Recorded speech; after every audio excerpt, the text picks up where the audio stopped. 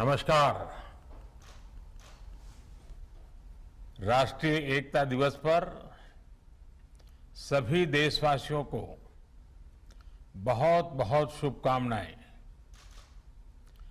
एक भारत श्रेष्ठ भारत के लिए जीवन का हर पल जिसने समर्पित किया, ऐसे राष्ट्र नायक सरदार वल्लभ भाई पटेल को आज देश अपनी श्रद्धांजलि दे रहा है। सरदार पटेल जी सिर्फ इतिहास में ही नहीं बल्कि हम देशवासियों के हृदय में भी हैं। आज देश भर में एकता का संदेश लेकर आगे बढ़ रहे हमारे ऊर्जावान साथी भारत की अखंडता के प्रति अखंड भाव के प्रतीक है। ये भावना हम देश के कोने कोने में हो रही राष्ट्रीय एकता परेड में, स्टैच्यू ऑफ यूनिटी पर हो रहे आयोजनों में भली भांति देख रहे हैं। साथियों, भारत सिर्फ एक भौगोलिक इकाई नहीं है बल्कि आदर्शों, संकल्पनाओं, सभ्यता, संस्कृति, इसके उदार मानकों से परिपूर्ण राष्ट्र है। धरती के जिस भूभाग पर हम 130 करोड़ से अधिक भारतीय रहते हैं, वो हमारी आत्मा का, हमारे सपनों का, हमारी आकांक्षाओं का अखंड हिस्सा है। सैकड़ों वर्षों से भारत के समाज में, परंपराओं में लोकतंत्र की जो मजबूत बुनियाद विकसित हुई, उसने एक भारत की भावना को समृद्ध किया है। लेकिन हमें यह भी याद रखना है कि नाव में बैठे हर मुसाफिर को नाव का ध्यान रखना ही होता है। हम एक रहेंगे तभी आगे बढ़ पाएंगे। देश अपने लक्ष्यों को तभी प्राप्त कर पाएगा।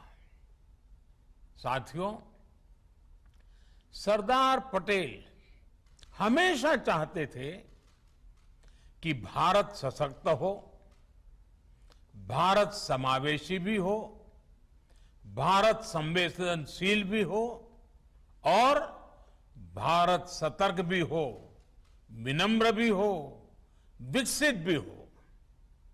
उन्होंने देश हित को हमेशा सर्वोपरि रखा। आज उनकी प्रेरणा से भारत बाहरी और आंतरिक हर प्रकार की चुनौतियों से निपटने में पूरी तरह से सक्षम हो रहा है। पिछले 7 वर्षों में देश ने दशकों पुराने अवांछित कानूनों से मुक्ति पाई है। राष्ट्रीय एकता को संजोने वाले आदर्शों को नई ऊंचाई दी है। जम्मू कश्मीर हो, नॉर्थ ईस्ट हो या हिमालय का कोई गांव, आज सभी प्रगति के पथ पर अग्रसर है।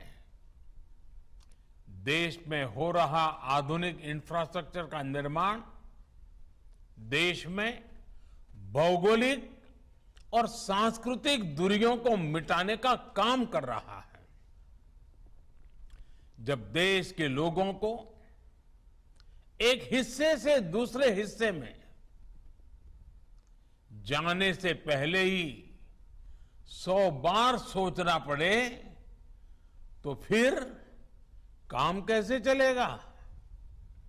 जब देश के कोने कोने में पहुंचने की आसानी होगी तो लोगों के बीच दिलों की दूरी भी कम होगी, देश की एकता बढ़ेगी।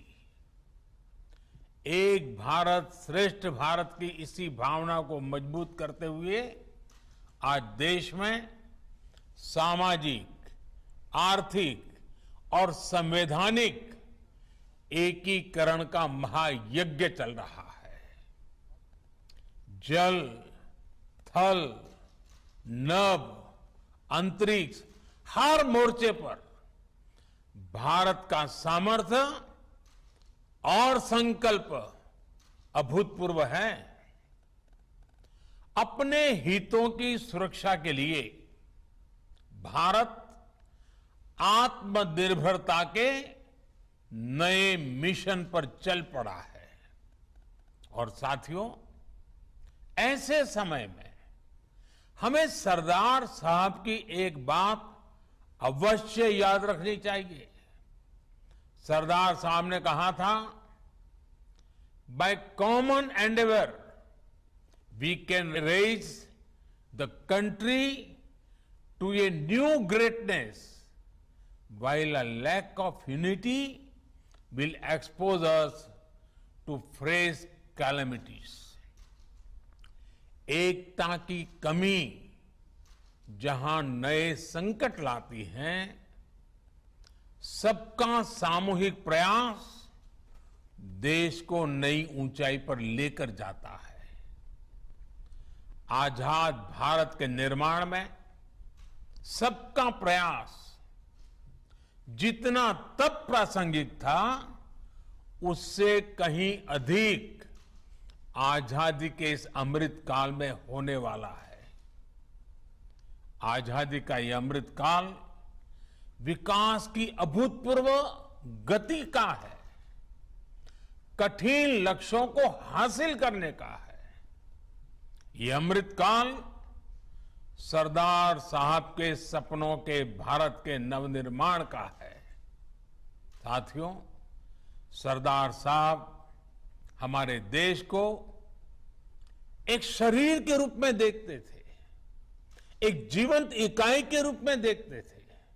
इसलिए उनके एक भारत का मतलब ये भी था कि जिसमें हर किसी के लिए एक समान अवसर हो, एक समान सपने देखने का अधिकार हो। आज से कई दशक पहले उस दौर में भी उनके आंदोलनों की ताकत ये होती थी कि उनमें महिला, पुरुष, हर वर्ग, हर पंथ की सामूहिक ऊर्जा लगती थी। इसलिए आज जब हम एक भारत की बात करते हैं तो उस एक भारत का स्वरूप क्या होना चाहिए?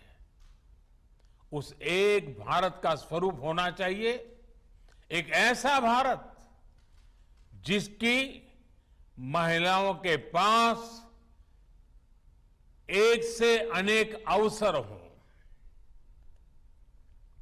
एक ऐसा भारत जहां दलित, वंचित, आदिवासी, वनवासी, देश का प्रत्येक नागरिक खुद को एक समान महसूस करे। एक ऐसा भारत जहां पर बिजली, पानी जैसी सुविधाओं में भेदभाव नहीं, एक समान अधिकार हो।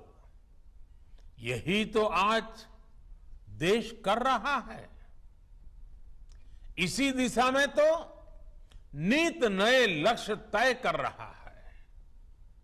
और ये सब हो रहा है क्योंकि आज देश के हर संकल्प में सबका प्रयास जुड़ा हुआ है।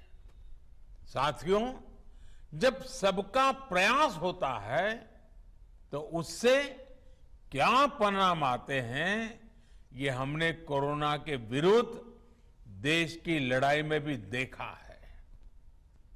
नए कोविड अस्पतालों से लेकर वेंटिलेटर तक, जरूरी दवाइयों के निर्माण से लेकर 100 करोड़ वैक्सीन डोज के पड़ाव को पार करने तक, ये हर भारतीय, हर सरकार, हर इंडस्ट्री यानी हर एक नागरिक यानी सबके प्रयास से ही संभव हो पाया है।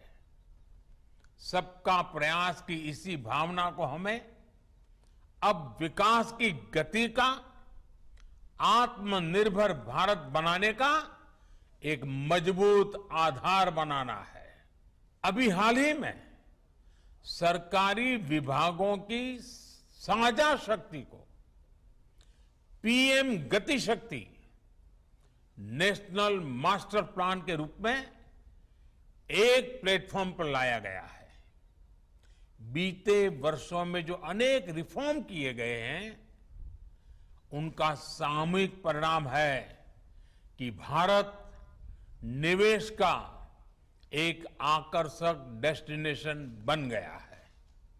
भाइयों और बहनों, सरकार के साथ साथ समाज की गति शक्ति अगर ये जुड़ जाए तो बड़े से बड़े संकल्पों की सिद्धि कठिन नहीं है, सब कुछ मुमकिन है।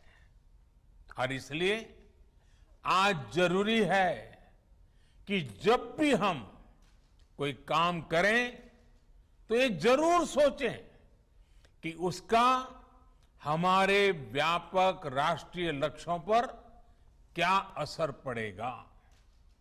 जैसे स्कूल कॉलेज में पढ़ाई करने वाला युवा एक लक्ष्य लेकर चले कि वो किस सेक्टर में क्या नया इनोवेशन कर सकता है।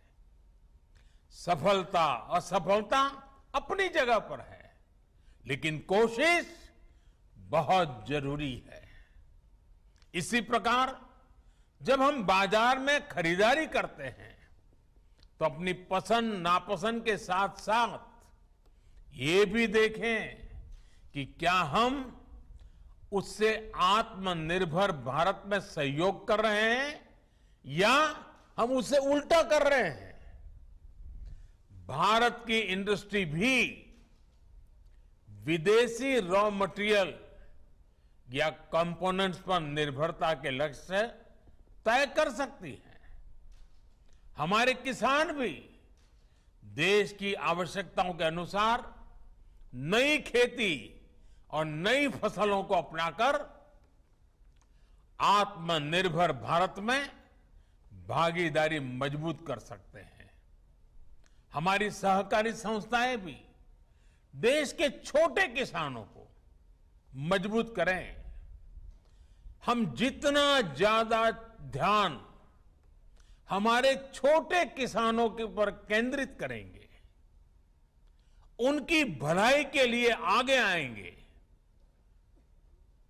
गांव के अत्यंत दूर दूर के स्थानों तक हम एक नया विश्वास पैदा कर पाएंगे।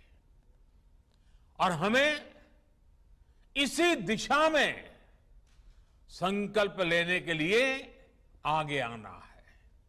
साथियों, ये बातें सामान्य लग सकती हैं, लेकिन इनके परिणाम अभूतपूर्व होंगे। बीते वर्षों में हमने देखा है कि छोटे समझे जाने वाले स्वच्छता जैसे विषयों को भी जन भागीदारी ने कैसे राष्ट्र की ताकत बनाया है। एक नागरिक के तौर पर जब हम एक भारत बनकर के आगे बढ़े तो हमें सफलता भी मिली और हमने भारत की श्रेष्ठता में भी अपना योगदान दिया।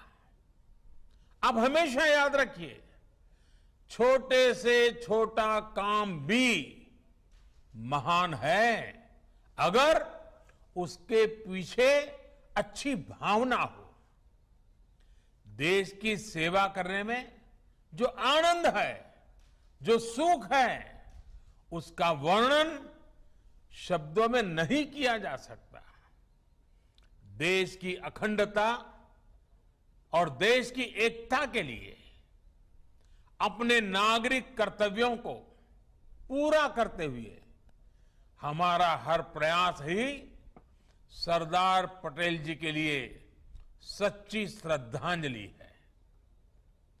अपनी सिद्धियों से प्रेरणा लेकर हम आगे बढ़े, देश की एकता, देश की श्रेष्ठता को नई ऊंचाई दे, इसी कामना के साथ आप सभी को फिर से राष्ट्रीय एकता दिवस की बहुत बहुत बधाई।